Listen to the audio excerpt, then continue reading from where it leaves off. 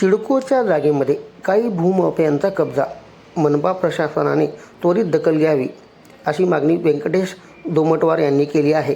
सविस्तर बातमी अशी की उस्माननगर रोडवर सिडकोच्या जागेमध्ये काही भूमाफिया कब्जा करत आहेत.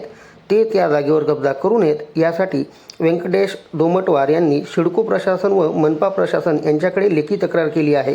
यावर प्रशासन काय कारवाई करणार हे पाहणं आता तितकंच महत्त्वाचं आहे.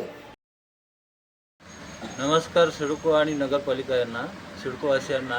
माझं नाव व्यंकटेश रामराव दुमोटवार आहे. माझ्या भूखंडाचा क्रमांक आहे 19.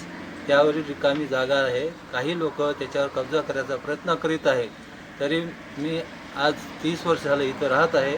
तर त्या कारणावरती भूखंडाचं जे काही देखभाल आहे मी पहिल्यापासून करत असल्यामुळे त्या भूखंडावर मी काही प्लेग्राऊंड आणि झाडे लावायचा प्रयत्न करत असल्यामुळे ते काही लोक त्याच्यावर खूप दबावाप्रमाणे कब्जा माझ्यावर करत असल्यामुळे तुम्ही सिडको प्रशासन आणि नगरपालिकेने याची दखल घ्यावी.